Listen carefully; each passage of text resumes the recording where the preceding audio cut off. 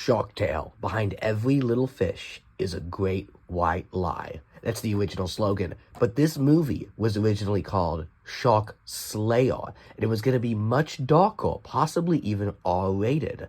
But we don't know anything about it until today. One of the greatest DreamWorks internet mysteries will now be solved. Yes, hello, my brokers and ogresses, Austin here, and today I've got a very, very exciting video, a full stack of original production papers from the film SharkTale. Now, SharkTale is a DreamWorks movie that is very near and dear to me. I went opening day. One of my earliest memories in childhood was begging my dad to go see this movie.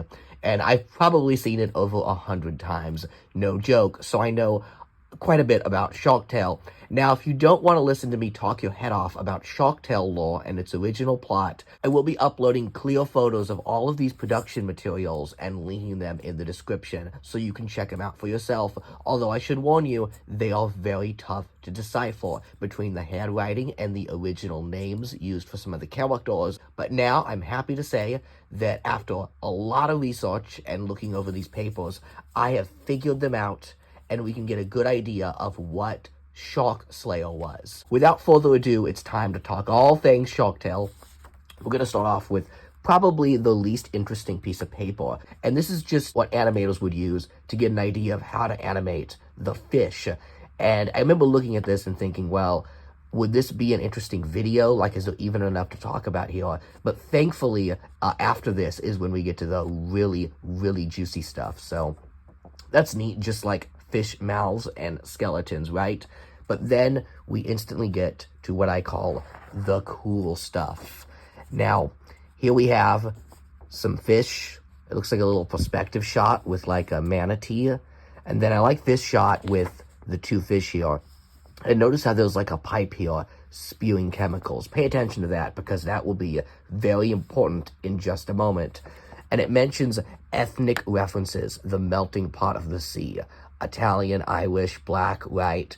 You know, SharkTale uses a lot of ethnic references in its final film. Did SharkTale parody this effectively? I don't know. The film actually had a lot of controversy when it came out. Many of the critics that saw the first cut believed that the film was bent towards making fun of Italian people. So what they did was they took this character here, and yes, I own the SharkTale action figures. This is Don Feinberg from the film, played by the guy who plays Columbo. And this is a pre-production figure given out to the press. These actually weren't sold in stores. And you'll notice on the bottom, it'll say Peter Falk Columbo as Don Brizzi. So they changed this character from Don Brizzi to Don Feinberg to make him Jewish, because I guess DreamWorks argued, see, not all mobsters are Italian, some are Jewish. Was that effective at all? I don't think anyone even knows who this character is. I'm Jewish. That makes me a mobster, and I think that makes me feel cool. Thanks, DreamWorks. Okay, moving on to the next one. So this is where things get super juicy. When I saw this originally, I thought it may have been from a different movie, but SharkTale's opening was changed a lot. They referenced that in the commentary. There were several different openings to SharkTale. One had like Oscar getting evicted out of his apartment. This one goes for something completely different. It would have opened up here with two humans on a boat. And it says, do you think this constitutes as environmental impact? I believe our constituent constitutes humanitarian aid. You have these two greasy mobster humans, and they're dumping a human body into the water. This is like an actual mob hit. And the body would have sunk down into the sea as we follow the camera. So in the final film, it's the little worm that the DreamWorks moon, the actual DreamWorks logo, is fishing for, that gets hunted down by the sharks. But in this one, it's an actual human body we follow, and that is pretty crazy. But then we have some narration that would play over this scene, and here is our narration. So kind of visualize the fisherman dumping the body as I read this. And it goes, gangsters. The city never sleeps. There are a million stories. This is one. The gangsters drop the body in cement overcoat into the water. Skyline in the background. He sleeps with the fish. Body settles into the bottom of industrial something. Couldn't quite figure out that last word there. And then it says outskirts of the city. Transition to our story. So it would have been, an actual gangster hit, and the narrator's like, he sleeps with the fish. And then at that point, we're going to cut to our fish world. So pretty dark, pretty intense opening there, but I think it's really cool. Now, thankfully, I have the next scene, so check this out. We have this paper, and if you'll see, it says intro, exterior night. They dump the body from the boat, which is what we just saw, and then we follow the body down, and this would be like a tracking shot where we go down into the reef, into the fish city proper. And it points out some of the things we would see here as we pan down into the reef. And then as we pan down, we would see the Viper Room at the very top. Now, in the final film, Oscar dreams of going to the top of the reef, which is where all the big shots live. It's like the cool neighborhood. Vicky Jensen in the commentary does mention that the Viper Room would have been a club on the cool end of town. And rather than Oscar going for like the top of the reef, the Viper Club would have been like the end goal. That's where like all the it celebrities were. And then as we pan down, we would have seen Lola, Oscar, and the Rasta Boys. The Rasta Boys, in this case, being the Rastafarian jellyfish we see in the movie. It's Bonnie and Ernie, I believe they're called. I have their figures right here, these guys. And then we pan down, and then there's going to be a chase scene in the city, and we would see the car wash. So I guess the original cut of the film, gangsters drop the body, then we cut to the actual opening, which, is similar to what we had in the film where we see the fish city. But as you're about to see, it was a little different. Now, there's one part on this piece of paper that absolutely confused me for the longest time, and that's on the bottom. It says Christopher Walken, and then it looks like, for a while I thought it said cited, but now I think it says video. Christopher Walken video. Why do you think it says Christopher Walken video? Do you want to know? Okay, here's what I figured out. There is a song called Weapon of Choice with a video starring Christopher Walken in it. And I'm 99% sure that this meant they wanted to use the song Weapon of Choice in the opening of the movie. It's dark, it's gangster-like. I can totally imagine as we pan down, it's like dun-dun-dun-dun-dun-dun. Like it so would have worked. And they didn't know the name of the song, so he's just like, the song with the Christopher Walken video. So there you go. There's our original opening. Weapon of Choice plays in the background as we see a real mobster hit. Okay, now we get to the actual fish city. I don't even think it has a name in the movie. I think it's just like the Reef. But in this version, it would have been the Pacific Ocean by LA, and you would have seen all of the chemicals that people in Los Angeles are dumping into the ocean. And when I saw this page, it just kind of made like a tick in my brain. Like, oh, I suddenly understand why SharkTale is part gangster mafia, part, gangster street aesthetic. SharkTale really went for that, like, urban flair, both in the marketing of the movie, the merchandise, but also the film itself with the graffiti. They actually got in trouble because they glorify graffiti in the movie, and the street culture, the MTV Cribs parody. Where that came from is that in this original cut, the lore of SharkTale is that the humans have polluted so much into the Pacific Ocean that the fish that live underneath LA have become anthropomorphized. But their society is only based on LA trash, whatever goes into the garbage. So that's why they have, hip-hop speakers and street culture. I think that's a really great idea, and I wish that hadn't been cut from the film. In the final version, it's just seen as, desperately pandering to the audience, trying to, get that cool kids demographic. Like, look, we're DreamWorks, we're edgy, we're not like Pixar. We have street culture in our movies. But I always thought it just didn't mesh well with the Italian mob aesthetic. But now, this makes so much more sense. In the commentary track, when they mention that original cut, they don't mention it often. I really had to listen to that commentary track 2 times, 3 times, listening for little nuggets. But they said that the movie was like LA Confidential, and that it was very complicated and had a lot of characters and plot lines. But I think that LA mob storyline would have really helped this movie. Now, in the final cut, there seemingly isn't references at all to the fact that they're in LA. As a matter of fact, they're probably in Newfoundland, Canada, because the bad guys hide out in the Titanic instead of the Viper Room as their base of operations. And the Titanic crashed, around Canada, Newfoundland area. So, unfortunately, that plot point is gone, but I think it's cool. Okay, so now we have more world building here. And here's kind of the underwater seabed with the whales. And it says all the fish do is eat, poop, mate, and die. They are not architects or anything that is tool-oriented.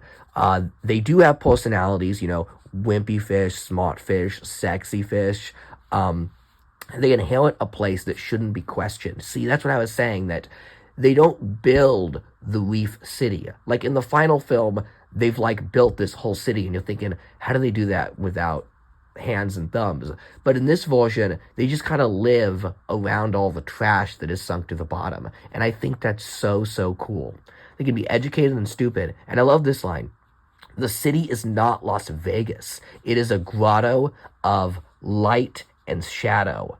That is so neat. It's not bright and colorful. It's not lit. It's a dank, dark ocean.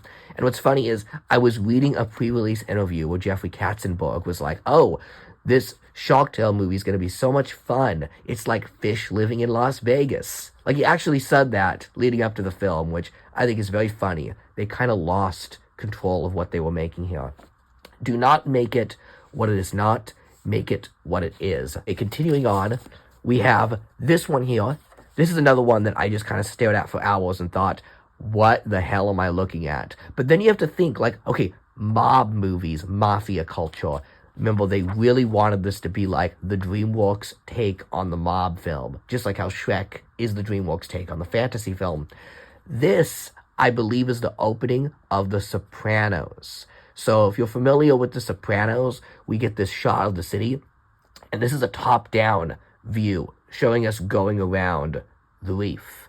And then these are just parts of the reef we're cutting to, including these steaming, smoking, anemone, which I think would have been the comedy version of the guy with his cigarette in the opening when he's having a smoke on the highway. And I totally can imagine this as we pan around the fish reef. You got the woke up this morning, got yourself a gun, the Sopranos song. Very, very neat. Okay, continuing on, we now see a scene that's almost like something in the actual film. That's the fish streets with the fish directing traffic. In this case, it's a squid, but I do remember this in the movie with all the traffic. And then moving on, we have this here, and now we're finally starting to get into our story elements. You may recognize the deodorizer from the whale wash. This is exactly as it looks in the final film. I think that's so cool. I wonder if this was the first time they came up with this concept, because these aren't storyboards. These are very rough sketch pages that were done really, really early into pre-production. All of these papers date from 2001, which I think is interesting because even if you go to Wikipedia, it mentions that production of the film did not start until 2002. Well, you're wrong. I'm here to correct you all. Hopefully those pages get edited soon. But it says the car wash intro goes to a pursuit.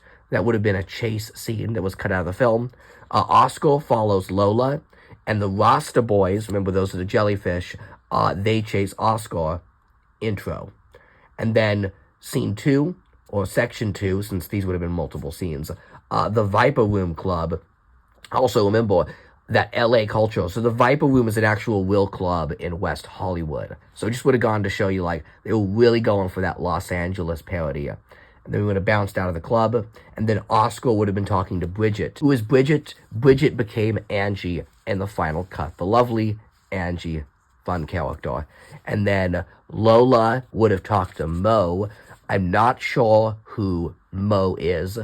Mo may have been integrated into Sykes. Now, this is Sykes, the pufferfish boss that Oscar has. In the original cut, he was actually named Polly, but they do mention in the commentary that when they renamed Polly to Sykes, they took several other characters and combined him into one. This film had a lot of characters originally, like a classic mob movie, and they decided to drop that and merge them all together. From the beats to the doorman to Polly arriving, again, Polly is Sykes, to Oscar. Now, you're thinking, wait a second, why is Lola in the intro? Because Lola meets Oscar at the game, the horse betting game. Well, in this version of the movie, there is no seahorse game. Oscar's just in debt to the mob from his loans that he mentions in the final movie. He is already in debt a little bit with his loans. The reason Lola is at the whale wash is because in the original film, Sykes is dating Lola. Yeah, Lola is Sykes' girlfriend, and when Oscar becomes the SharkSlayer, he steals Sykes' girl. That was in the filmmaker's commentary. I'm so glad I figured that out, because I was like looking at this for the longest time, like, wait, why is Lola in the beginning? Well, that's why. Okay, then we go to the Viper Room, which is the in and out of the club, the car wash, and city maps. This is kind of like jotting down, like, we need more designs on these locations. Remember, these are not storyboards. These are just preliminary pre-production notes. There's like a really rough sketch here of what the club would have looked like. Looks very smoky. And then some fish rules, the city street, sidewalk for fish, medium to small, sidewalk for large vehicles like manta rays, and then crosswalks. So, you have to have your own lanes for each species of fish. They put a lot of thought into the world building of SharkTale. Okay, next one. This is more scenes near the opening, just saying to key and board the car wash scene. So, like, production notes on what to do with those. And we're going to have a 3-shot reveal of Oscar and the Rasta Boys on downtown corner. And then we have some information on the whale wash itself. It looks like the whales dock, and then attach tail to the track, and then the rollers push him down. Okay, so they keep mentioning this chase scene that would have happened after the whale wash intro. And luckily, I actually have kind of a very rough storyboard of this chase. Very rough. I can barely even tell what's happening here. But it seems to be Lola. Lola sees her, and then we dolly up and over the city streets. There's a fish like, uh-oh, and that may be Lola, but like, who is Lola seeing? Who is she? I couldn't quite figure that out, but interesting nonetheless, the cut Lola chase. Okay, now we move on to by far my favorite piece of paper in this entire lot, and that is the 11 a.m. pitch called Lola. The Lola pitch. This is a rough, complete outline of SharkSlayer. Yes, I'm going to read this. Look at this writing, oh my god. And you're going to know the complete story of SharkSlayer, the original version of SharkTale. This is so exciting. I had so much fun deciphering this. Now, to give us a sense of time, this was done in 2001 on Monday, September. Monday, September 10th. Oh my god. SharkTale lives in the shadow of 9/11. Do with this information what you will. Also, there's a little note here saying that Bridget is now Angel. And Angel, of course, eventually became Angie. Why was Angel renamed Angie? I don't know. Maybe it was a bit too obvious, being on the nose, that she was an angelfish. Maybe they didn't want to conflict with the hot fish from Fish Police. You'd be surprised, SharkTale and Fish Police are honestly pretty similar. There had to be some sort of influence there. Okay, here's the Lola pitch. First, Oscar takes credit for killing Tino. Tino eventually became Frankie, the older brother of Lenny. He gets killed by the anchor in the film. And then we're at Tino or Lenny's funeral. And then the mayor gives the medal to Oscar and Bridget, or Angie in this case. In the final film, it's the key to the city. And then Oscar is asked to guard the reef. This scene is also in the movie. It's when he has to, fake the fight with Lenny. So like in the film, Oscar sees Lenny hiding. Lenny admits he's a vegetarian. Remember, Oscar has a big laugh in the film, and Oscar concocts the plan that they're gonna fake the fights. Just like in the final movie, Oscar kills Lenny in front of the reef so that Lenny can go into hiding. Okay, number 6 here, we see a montage. This is the one where we see all of the newspaper clippings where Oscar, gets cozy. He meets the press, right? All the papers. But there's a couple of extra notes here that are not in the final film. And that's that Lola renegotiates. I guess she would have been like his agent, kind of like how Sykes is. Or maybe she's negotiating with the mob. Because remember, Lola is a twist villain, and I'm really not sure if in this cut of the movie, if Lola is a twist villain or not. It's kept kind of vague. Lola finds no corpse. That's interesting. So Lola actually goes to investigate the fight with Oscar and Lenny and notices there's no body. So she kind of gets suspicious of the whole thing. Then we go to the Viper Room, which in the final version was Oscar's penthouse, the kind of top of the reef. And then in a new montage, we see Oscar sees Lola's greed.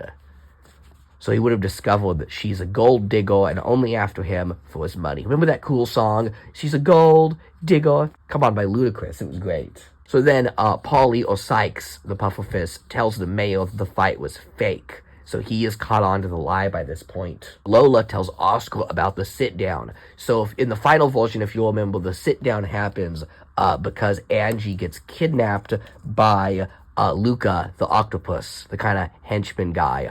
But I guess in this version, Lola would have negotiated the sit-down. So maybe that had to do with Lola being evil, being in on the mob. I'm not quite sure. Oscar goes to Lenny. Lenny leaves. Polly investigates. So Sykes continues to look into the lie. All of this just seems very preliminary, like they don't know what to do, so they kind of just have these characters moving around. But then we go up here and things get really interesting. Lola seduces Luca. Yeah, we would have had a scene where the sexy fish girl seduces the funny octopus man. Like, what? That would have been so bizarre. Then we would have had the sit-down. Oscar's disgusted with the sharks. Lola says she knows the truth, so this is when she kind of turns on Oscar. Oscar sneaks out. Lola sneaks out. Number 16 here, this is the only one I couldn't figure out. Oscar blanks to Bridget, and then it says in parentheses, Angel. So what is Oscar doing to Angie? I think it may say conforms or something along those lines. Confesses? I think it's confesses, so he tells the truth to Angie. But I don't know. Does anyone know fancy writing? And then we have Lola telling Don Lino, who's just called Lino here, everything. And he eats her. Yes, in the original cut, Lola would have freaking died, man. Don Lino would have just gobbled her up right then and there. That would have been kind of awesome. And then, this is interesting. So we would have seen Sykes finding the anchor that killed Frankie. So that would have, pretty much outed Oscar's lie. In the final version, Oscar just admits in front of the city that he's not the SharkSlayer, and they just kind of believe him. Sykes finding the anchor would have been neat. Oscar runs, and then, sadly, we don't know what happens next. I don't know if it would have ended with a big DreamWorks dance party. This film seemed a lot darker than the final version. Okay, so that's the Lola pitch, and now we have some concept of the car wash itself. Look how cool that is. It does look a lot like the one in the movie. And something I think is interesting is that the car wash does look like a vintage LA car wash, like something you would have seen in Los Angeles in the 50s. And I think that's cool. It was kept for the final version of the film, but it doesn't make a lot of sense. Like, I always wondered, like, okay, why is there a 50s googie architecture style car wash in the modern city? But, with my LA trash version of the movie, it makes a lot more sense. And we have some more production notes, and it says, struggles to set things right, showdown. Oscar has no one to blame but himself, Luca showdown. So I guess maybe after the sit down, I don't know if this is later in the movie, Oscar, everything would have came crashing down on him, and he would have had a showdown with Luca, the henchman. And I wonder if that was the kind of car wash battle that in the final version he had with the sharks. Luca really isn't involved with the final fight. He doesn't get to do a lot of henchmaning as a henchman, so that would have been interesting. Maybe this would have been like in the middle of the movie. Like, first Oscar battles the henchman, and then later battles the sharks. I don't know, but it would have been cool to see. And then we see outside we approach the reef. The whales land at the car wash. Or maybe this is the opening right here. Like, this is a production note later in the movie. Because this is just scratch paper. It could have been used for anything. So maybe this is notes about the showdown. Maybe because they ran out of room, like on that Lola pitch paper. And then this is just more notes about the opening. Because we would have approached the reef and then cut right to the whale wash. And then it does say that Michael Wilson will be the writer of the film.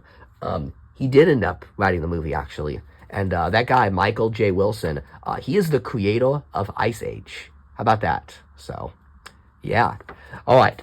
Moving on, we have another story paper that is just all text. Look at this, man. Oh, man. Like, stuff like this, I sat around for hours having so much fun translating this. Okay, so this says, botched hit. Lenny botches, Tino covers. Remember, Lenny tries to eat Oscar and he can't. So, Tino, who became Frankie, he decides to go after Oscar, and the anchor falls on him, just like in the movie.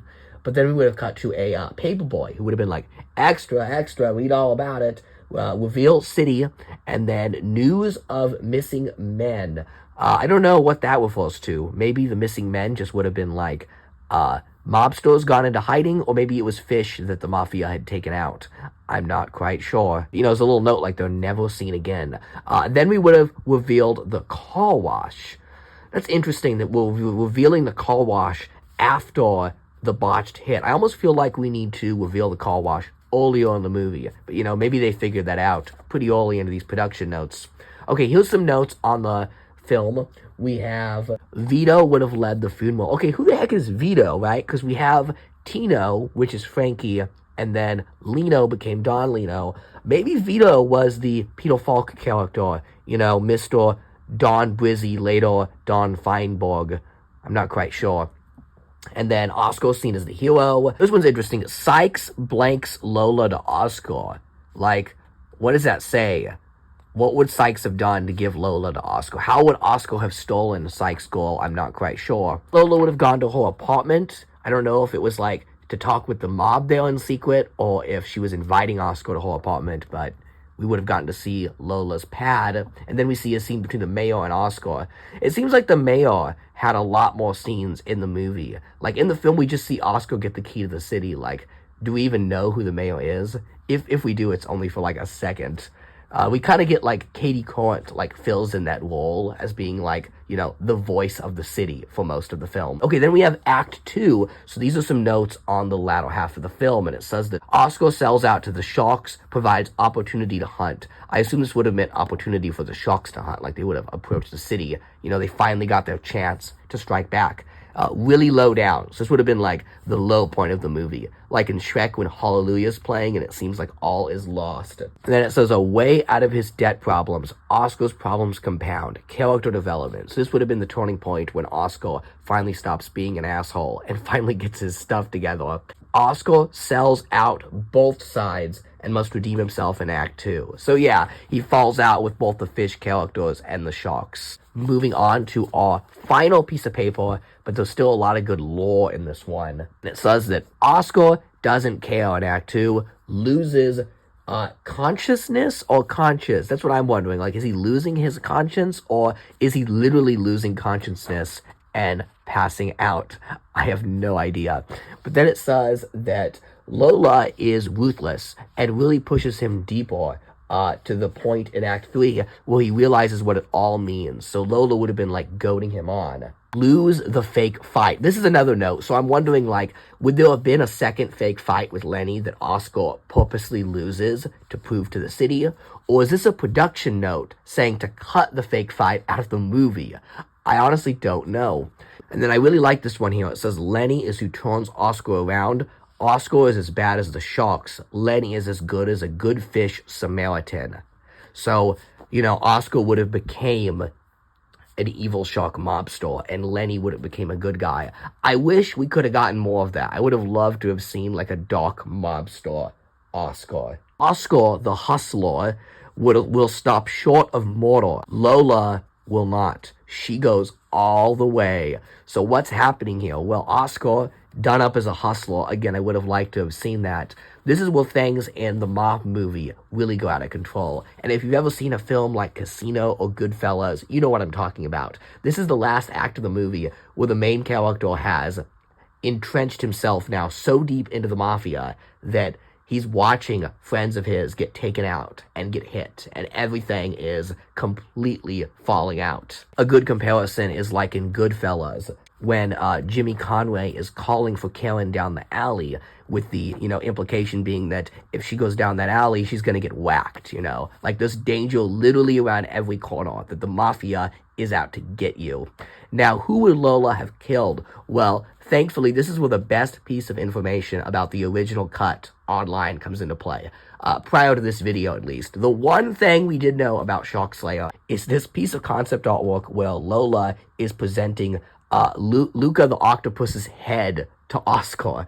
And in the commentary track for the film, they do briefly mention this. They say that, like, they kind of joke that it was from an R-rated cut. And I really can't figure out if this actually was an R-rated cut of SharkTale. They're just kind of like, she would have straight up decapitated Luca. It was an R-rated version. And then they all chuckle and laugh. And I'm like, is that a joke? I have no idea, because the concept artwork exists and looks pretty grim, but the way they say it on the commentary track comes across as a joke. But in this version, it seems pretty legit. So Lola would have killed Luca, the octopus henchman, which is really funny to me because Luca's like such a goof. Like in the final film, he likes big butts and he orders a pizza. And like, he just straight up gets decapitated in the last half of the movie. How crazy would that have been? And then Lola would have presented his head at the sit-down, as you can see with this piece of concept artwork here, which was drawn by Henrik Tam. And this is our best visual look we have at that original cut of the movie. This image has taunted me for a long time. I've always wondered, like, what is this version of SharkTale like? And from that image, I decided to do a little bit of research, and that's when I came into this lot of papers, which I am so happy I bought because it has been so much fun to dig through and decipher these. Okay, let's finish this up now. So Lola goes all the way and straight up kills the octopus. And then we have Act 1, situation and predicament. Act 2, accident, hero, perpetuates his bad traits, snowballs, the lie goes out of control. And then Act 3, putting plan into motion, Oscar's realization. So this is the entirety of SharkTale right along the bottom of this production paper from 2001. The situation, the predicament, the lie snowballs, and then Oscar realizes what he's done. This is an amazing and fascinating look into how SharkTale was made. Everything from the setting to the world to the much darker themes. And it's really some incredible stuff here. Like, I really like the idea that it would have opened up with a human mob hit, as opposed to the fish getting eaten, because one thing we don't see a lot of in SharkTale is murder. Like, nobody dies in the movie, except the one shark that Oscar slays. Like, why didn't the mafia get any hits in? They never came across as quite impending and evil as you'd think them to be. But I like the whole idea of, being closer to the gangster movies and really parodying that. I love films like Casino, and I love that it mentions the Untouchables. In the final film, the one scene that's like a holdover from that is the sit-down, when Oscar goes around. Like, they say that that's supposed to be an homage to the Al Capone scene when he kills that guy with the baseball bat. And, like, I'm sorry, I'm just not saying it. It just doesn't play as it should. Although we do have the one clown joke where the fish is doing Joe Pesci at the end. I appreciate that. But yeah, I would have loved more mob references. It should have gone all the way with the mafia parody. And the Los Angeles idea of, like, all the trash forming the city, that is really cool. That is really cool. And, the chemicals and the toxic chemicals seem to imply that the fish are mutants. So, people say SharkTale has ugly character designs. I'm not one of those people. I really like the SharkTale characters, I'm sorry. But, at least Toxic Waste could have explained why they're so weirdly anthropomorphic. Especially our main characters, because, like, some of them were just straight up anthro. Like Oscar, his fins were supposed to be like, baggy pants. And Lola's fin is supposed to be like a dress. But then you have Sykes, who's just like a regular pufferfish. So I always thought that was odd. Okay, so I have rambled enough about SharkTale lore.